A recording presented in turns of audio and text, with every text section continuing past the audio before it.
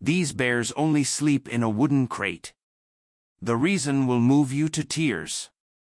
The evening air carried a hint of pine in late spring as Martha Green locked her cabin door and set out toward Timberline Wildlife Haven. Her weathered hands tucked a thermos of chamomile tea into her backpack, a small comfort for the long night ahead. At 65, Martha had grown accustomed to the night shift, even preferring it.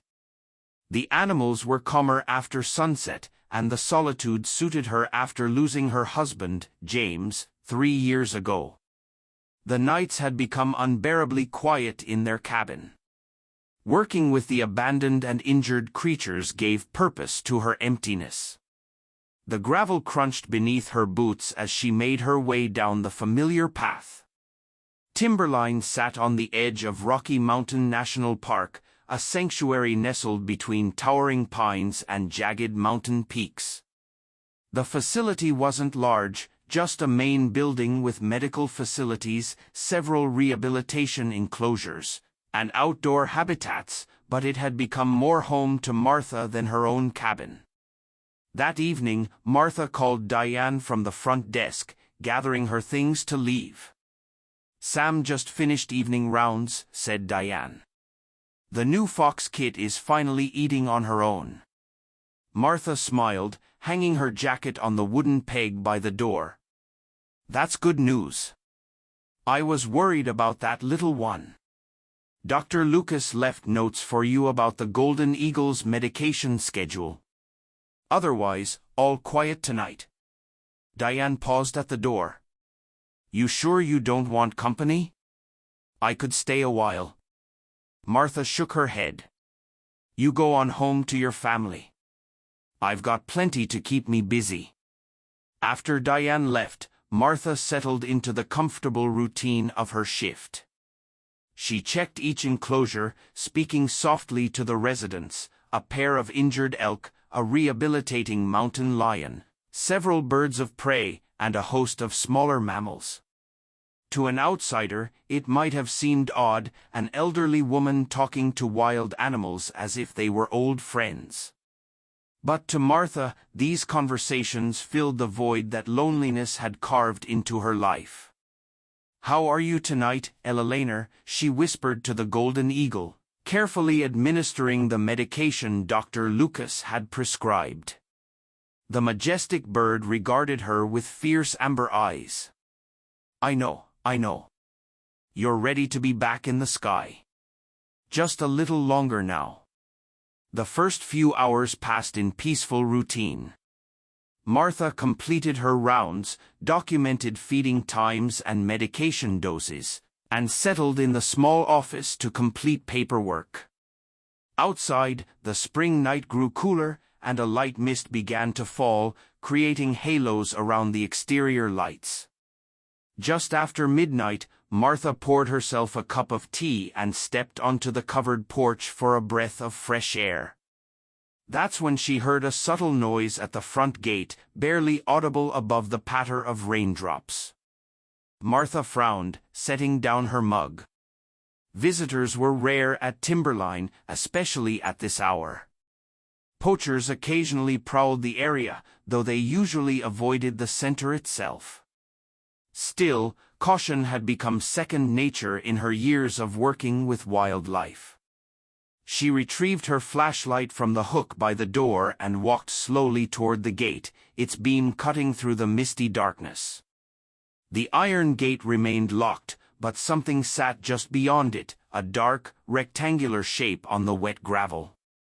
Martha's heart quickened as she approached, fumbling with a keyring on her belt. The gate creaked as she pushed it open, casting her light directly on what appeared to be an old wooden crate. Weathered and rough-hewn, it seemed out of place against the manicured grounds of the haven. For a moment, Martha stood perfectly still, listening. The distant rumble of a vehicle's engine faded into the night, someone leaving in a hurry. "Hello," she called out, her voice swallowed by the vastness of the surrounding forest. No response came except for the soft hoot of an owl somewhere in the pines. With cautious steps, Martha approached the crate. It wasn't sealed, just a simple wooden box with a hinged lid, the kind used for transporting fruit or small equipment. But as she drew closer, her flashlight caught movement within, a slight shifting, followed by a soft, pitiful sound that wasn't quite a whimper and wasn't quite a growl. Martha froze, her breath catching in her throat. Slowly, she directed the beam of her flashlight inside the crate, and what she saw made her blood run cold. 3 tiny black bear cubs huddled together in the corner, their fur matted with dirt and sticky pine sap, eyes wide with terror. They couldn't have been more than 4 weeks old, far too young to be separated from their mother. Martha's experienced gaze quickly assessed their condition. 2 appeared relatively stable, though frightened and stressed. But the third, the smallest of the trio, wheezed heavily, its tiny chest rising and falling with labored effort. Pneumonia, Martha recognized immediately. A deadly threat to a cub this young and vulnerable. "Oh, my stars," she whispered, instinctively reaching towards them before stopping herself. Wild animals, even babies, require careful handling. Who would leave you like this? The smallest cub, the one struggling to breathe, looked directly at Martha with glossy eyes that seemed to plead for help. In that moment, something shifted in Martha's heart, a fierce protective instinct rising within her. "I've got you now," she murmured, carefully closing the lid just enough to keep them contained without causing more stress. With strength that belied her age, Martha lifted the crate and carried it swiftly toward the center's main building. Her mind raced with questions. Who had left these cubs? What had happened to their mother? Why bring them here in the middle of the night rather than during operating hours? Inside, Martha placed the crate gently on the examination table and reached for the emergency phone. Dr. Lucas Hayes lived just 10 minutes away in a small house on the property. At 52, he had dedicated his life to wildlife rehabilitation, turning down lucrative offers from prestigious veterinary hospitals to work at Timberline. "Lucas, it's Martha," she said when he answered, her voice tight with urgency. "Someone left 3 bear cubs at the gate. Young ones, maybe a month old. One's in respiratory distress. I think it's pneumonia." "I'll be right there," he replied without hesitation. And the line went dead. While waiting, Martha prepared the intensive care unit, a temperature-controlled room with specialized incubators for infant wildlife. She gathered formula suitable for bear cubs, soft feeding bottles, heating pads, and the fleece blankets they kept for such emergencies. Her hands moved with practiced efficiency, but her mind continued to puzzle over the mysterious delivery. Bear cubs were rarely abandoned by their mothers unless something catastrophic had occurred. Poaching remained a persistent problem in the region. Despite conservation efforts, the thought of a mother bear killed for her gallbladder or paws, valuable in certain black markets, made Martha's stomach turn. Dr. Lucas arrived disheveled, his salt and pepper hair uncombed, but his eyes were alert and focused. He examined each cub carefully, his experienced hands gentle yet thorough. "This little one's in trouble, my son," he confirmed, listening to the smallest cub's labored breathing. "Severe pneumonia. The other 2 are dehydrated and stressed, but otherwise stable." Martha watched as he administered antibiotics to the sick cub and fluids to all 3. "Will they make it?" Lucas's expression was guarded. "The 2 stronger ones have good chances. This little guy," he sighed, stroking the smallest cub's head with his index finger. "It's going to be touch and go." "I'll call them Ember, Cole, and Shadow," Martha said softly, giving the smallest cub the last name. Naming was against protocol, attachment complicated eventual release. But something told her these cubs would need more than clinical care to survive. Together, they transferred the cubs to the prepared incubator, complete with soft bedding, heating elements, and monitoring equipment. But as they placed the 3 tiny bears on the fleece blankets, something unexpected happened. Rather than settling into the warm comfort, all 3 cubs became agitated. Ember, the strongest, pawed frantically at the incubator door, stretching his head toward the corner where Martha had temporarily set the wooden crate. Cole joined in, making distressed vocalizations, while Shadow's already labored breathing grew more pronounced in his agitation. They want the crate, Martha realized aloud, watching their behavior. It's familiar to them. Lucas raised an eyebrow, but nodded. Try it. At this point, reducing their stress is critical. Martha retrieved the old crate and placed it carefully inside the incubator. The transformation was immediate and remarkable. All 3 cubs scrambled into the wooden box, huddling together in its corner, their tiny bodies visibly relaxing. Even Shadow's breathing seemed to ease slightly as he pressed against his siblings inside the familiar confines of the weathered wood. Interesting, Lucas murmured, observing as he prepared a bottle of formula. They must associate it with safety. When he offered the bottle through the incubator's access port, the cubs initially refused to drink. Only when Lucas positioned the bottle near the edge of the crate did Ember cautiously approach, followed by Cole. Shadow remained too weak to show interest, but Martha gently guided the nipple to his mouth. And after several tense moments, he took a few feeble sucks. I'll stay with them tonight, Martha said, pulling up a chair beside the incubator. It wasn't a request, Lucas nodded, knowing better than to argue. Call me if there's any change. I'll check in every few hours. He hesitated at the door. Martha, don't get too attached. You know the protocol. But they both knew it was already too late for such warnings. Martha had connected with these cubs, with Shadow in particular, in a way that transcended professional boundaries. As Lucas left, she settled into her vigil, her eyes fixed on the 3 tiny forms inside the battered wooden crate. The next 3 days passed in a blur of feeding schedules, medication administrations, and anxious monitoring.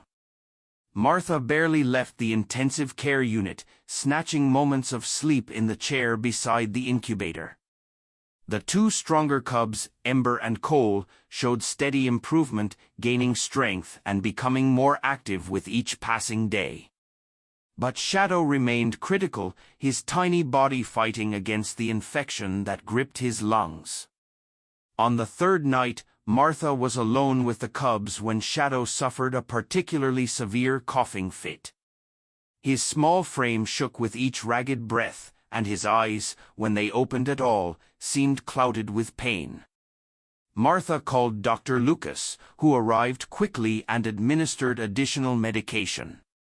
We've done everything we can, Martha, he said gently, resting a hand on her shoulder. Now it's just hope. After he left, Martha sat on the floor beside the incubator, her face lined with exhaustion and worry. She reached through the access port to gently stroke the edge of the crate where Shadow lay wheezing. That's when she noticed something she hadn't seen before, an old, frayed woolen scarf caught between the wooden slats of the crate. It was a faded blue, worn thin with age, and carried a distinct scent of wood smoke and human sweat. Martha carefully extracted it, holding it to her nose. The scent was masculine and outdoorsy, with hints of pine resin and something else, something uniquely human. She realized suddenly that this scarf might explain the cub's attachment to the crate. They associated this scent with safety, perhaps with whoever had cared for them before bringing them to Timberline. Acting on instinct, Martha gently tucked the scarf back into the crate, arranging it so that all 3 cubs could be near it. Then, opening the incubator, she carefully lifted the entire crate and held it against her chest, warming Shadow with her own body heat. Rocking slightly, she began to hum a raspy lullaby, the same one she had once sung to her own children decades ago. "Hang in there, little one," she whispered, a salty tear rolling down her weathered cheek and onto her thin, bony hand. "I'm here." Whether it was the warmth, the gentle rocking, the familiar scent of the scarf, or simply Martha's unwavering presence, something reached Shadow that night. His breathing, though still labored, began to find a steadier rhythm. By morning, he had taken more formula than in all the previous days combined. On the 4th day, Shadow opened his eyes fully for the first time since arriving at Timberline. His gaze found Martha's face and held it for a long moment before he buried his head back into the crate, snuggling between ember and coal. That night, all 3 cubs slept soundly, their tiny bodies rising and falling in peaceful unison. "It's remarkable," Dr. Lucas said during his morning check. "I wouldn't have given Shadow more than a 20% chance 3 days ago." Now, he shook his head in wonder. "Bears are resilient, but this goes beyond that." Martha smiled tiredly, watching the cubs sleep. "It's the crate and the scarf. Whoever had them before gave them something to hold on to." As the cubs continued to improve, Martha's thoughts increasingly turned to the mystery of their arrival. Who had left that old wooden crate? Why had they chosen to remain anonymous? The more she considered it, the more convinced she became that finding answers mattered not just for her curiosity, but for the cubs' eventual rehabilitation and release. One afternoon, while cleaning the now empty crate, as the cubs napped in a pile on their blankets, Martha made a discovery. Scrubbing at a patch of mold on the bottom board, she revealed a faded carving beneath E. Whitaker Aspen Hollow. It wasn't much, but it was a name and a location. Aspen Hollow was a small mountain town about 40 miles from Timberline, nestled deeper into the Rockies. Martha had passed through it occasionally, but knew little about its residents. Still, in a community that small, finding someone with the initials E. Whitaker shouldn't be impossible. A week later, with the cubs now stabilized and thriving under the care of the Timberline staff, Martha took a rare day off. She loaded her old Ford pickup truck with supplies, the spring weather in the mountains was unpredictable at best, and set out toward Aspen Hollow. The journey took her through winding mountain roads, still partially covered with melting snow. The landscape, a patchwork of winter's lingering grip and spring's insistent renewal. Aspen Hollow consisted of a main street with a handful of businesses surrounded by scattered cabins and homes that extended into the surrounding forest. Martha parked in front of the general store, a weathered building with a wide porch and rocking chairs that had probably been there since before she was born. Inside, a bell jingled as she entered. An elderly man with wire-rimmed glasses looked up from behind the counter. "Afternoon," he greeted. "Can I help you find something?" Martha approached, removing her gloves. "Actually, I'm looking for someone.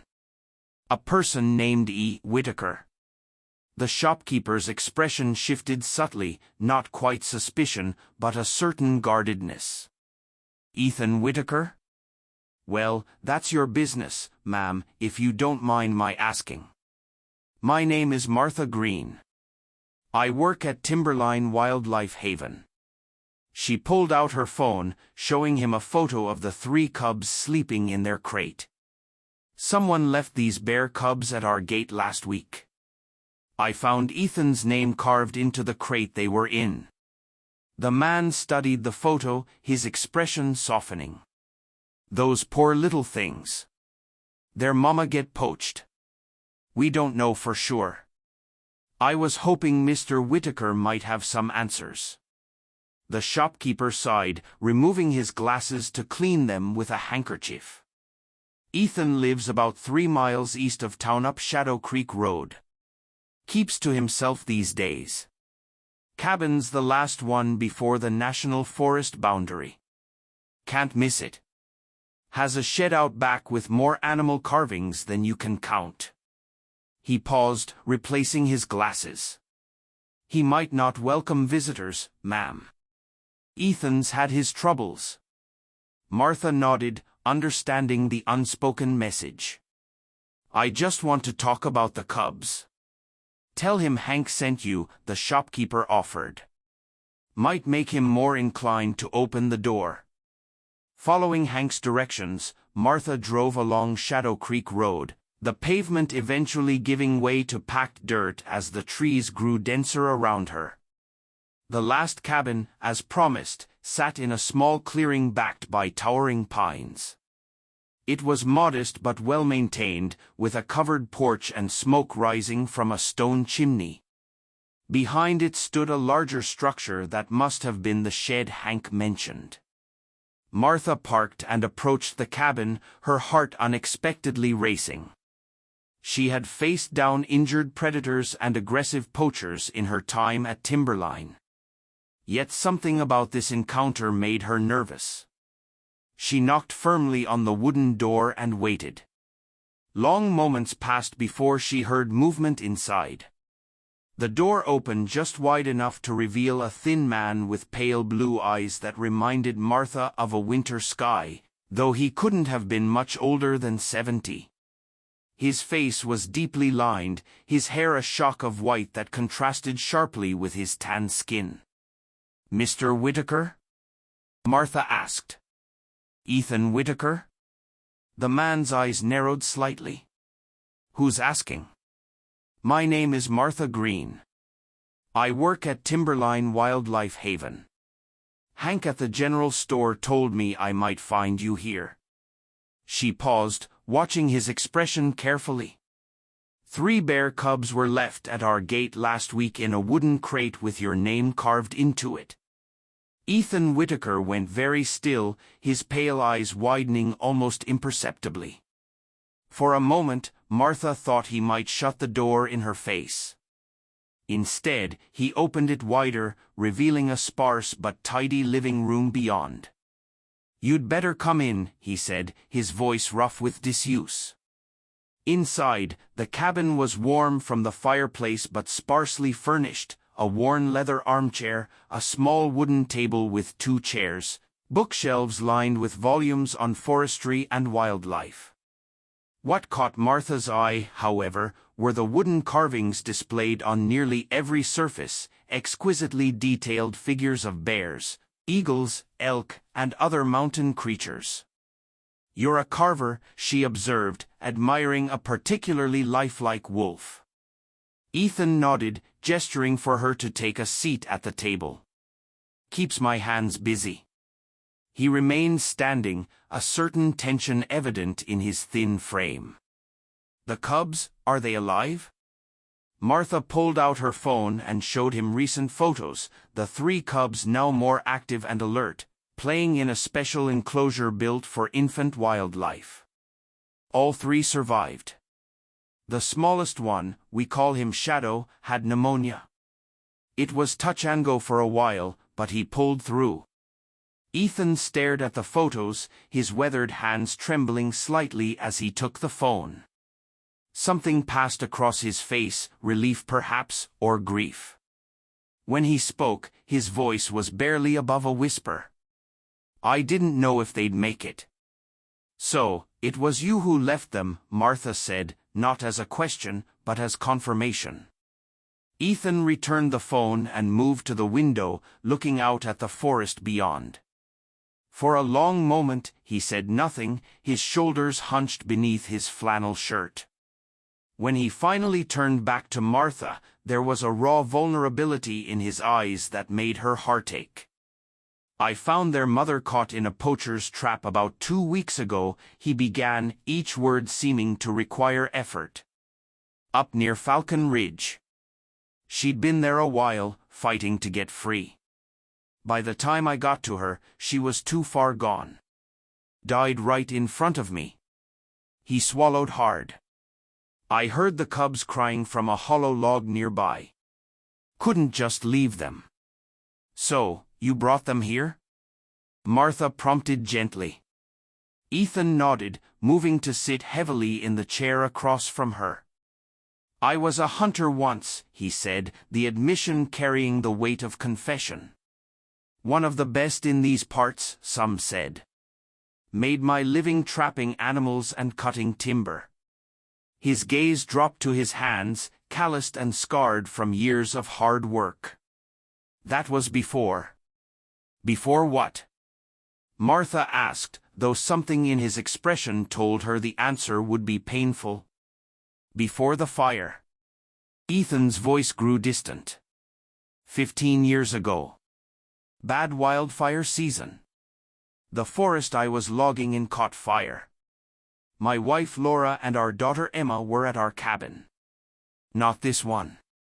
We had a place deeper in the woods. Then he drew a shaky breath. They didn't make it out in time. Martha felt a deep ache of recognition, the familiar contours of grief she knew so well from losing James. I'm sorry, she said simply. Ethan acknowledged her words with a slight nod. After that, I couldn't do it anymore. Couldn't kill anything. Couldn't cut down a single tree. Laid down my gun. Sold most of my traps for scrap. Moved here and started trying to make amends, I guess.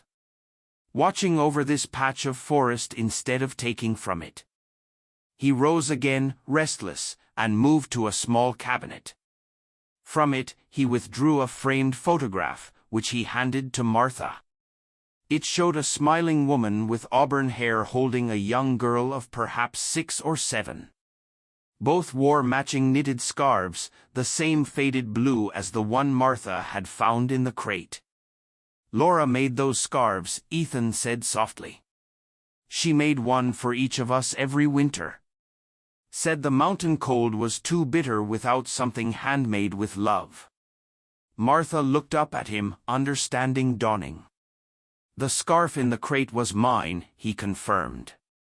When I found the cubs, I brought them back here, set them up in my workshop with a heat lamp, used that old scarf to keep them warm, since it was the softest thing I had.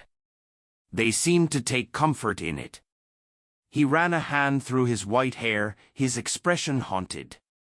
I tried my best, mixed milk, using old recipes my grandfather taught me, kept them warm, talking to them even, but they needed more than I could give. The little one, Shadow you called him, he started coughing, getting weaker. Ethan's voice broke slightly. Then 3 nights ago, I had a heart attack. Nothing major, but I passed out in the shed for hours. When I came to, the cubs were barely hanging on. I knew then if I die out here, they die, too. He met Martha's gaze directly. I've seen your place, driven by it many times, knew it was their best chance. So, you brought them to us? Martha finished for him. Ethan nodded, shame evident in his posture. Left them like a coward in the night, couldn't face explaining. He gestured vaguely at himself, at the cabin, at the life he'd built in isolation. Martha reached across the table and placed her hand gently on his weathered one. No, she said firmly.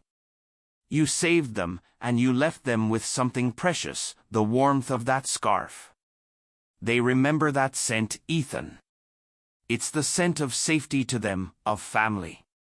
She told him about how the cubs had refused to leave the crate, how they had only begun to heal once they were back in contact with the familiar wooden box and the scarf that carried his scent. As she spoke, she saw something shift in Ethan's eyes, a spark reigniting in a place long cold. Would you consider coming back with me? Martha asked. To see them, they're thriving now. But they still sleep in that crate every night. I think they might remember you. Ethan's resistance was immediate and visceral. I don't belong there, around people. You belong around those cubs, Martha countered gently. And frankly, Timberline could use someone with your knowledge of the local wildlife, someone who knows these mountains like you do. She saw the conflict in his expression, the longing warring with long-established habits of isolation. Just to visit, she added, no obligations beyond that. A week later, Ethan Whitaker stood trembling at the edge of the special enclosure at Timberline Wildlife Haven. Martha had prepared the staff for his arrival, explaining as much of his story as he had permitted her to share. Dr. Lucas, initially skeptical, had been won over by Ethan's obvious knowledge of local wildlife and his genuine concern for the cubs. Inside the enclosure, Shadow, Cole, and Ember lay in their familiar crate, now placed within a larger, more appropriate habitat. Their eyes were half closed in contentment, their black fur beginning to show the glossy sheen of health. They've grown, Ethan whispered, his voice thick with emotion. They're fighters, Martha replied, standing beside him. Especially Shadow, just like someone else I know. Ethan hesitated at the enclosure door, years of self-imposed exile making this simple act feel monumental. Finally, with Martha's encouraging nod, he stepped inside and knelt beside the crate. The three cubs shifted, initially wary of the new presence. Little ones, Ethan said softly, his voice raspy with disuse. Do you remember me? For a breathless moment, nothing happened. Then, as if responding to some primal memory, all three cubs lifted their heads. Their wet noses quivered, testing the air. Ember was the first to move, cautiously approaching the edge of the crate closest to Ethan. Cole followed, and finally, Shadow, still the smallest, but growing stronger each day. They released soft, inquisitive growls, not of threat, but of recognition. Behind them, Martha saw Dr. Lucas watching through the observation window, his expression a mixture of scientific interest and undisguised wonder. The connection between these wild creatures and the human who had first saved them defied conventional understanding of wildlife behavior. In the days that followed, Ethan became a regular visitor at Timberline. His expertise proved invaluable. He knew the mountains and their inhabitants with an intimacy born of decades of observation. He helped the staff understand the specific needs of animals native to the high country and shared traditional knowledge that complemented Lucas's scientific approach. For the three bear cubs, Ethan and Martha collaborated with the center's carpenters to build a special crate house from sturdy cedar wood. They carefully lined it with the same woolen scarf, preserving the scent that had become the cubs' earliest memory of safety. As the cubs grew, their enclosure expanded, but the cedar structure remained their anchor, a bridge between their earliest days and their developing independence. Martha observed with quiet satisfaction as Ethan gradually reintegrated into the human community he had abandoned. His initial discomfort around the Timberline staff gave way to cautious friendships. He began to share his wood carvings, exquisite wildlife figures that soon became popular items in the center's gift shop, raising much-needed funds for animal care. The seasons turned. Summer's warmth yielded to autumn's crisp clarity, and the three cubs continued to grow and thrive. Shadow, once so fragile, developed into a curious and intelligent young bear, often the first to investigate new features added to their enclosure. Cole remained the most cautious, while Ember's strength and confidence marked him as a natural leader. As winter approached, plans were made for the cubs' eventual release the following spring. They would be old enough then, and the timing would allow them to establish territory during the favorable seasons. The chosen release site was a protected area near Aspen Hollow, where Ethan had taken on a new role as an unofficial forest keeper, monitoring wildlife activity and reporting poaching attempts to authorities.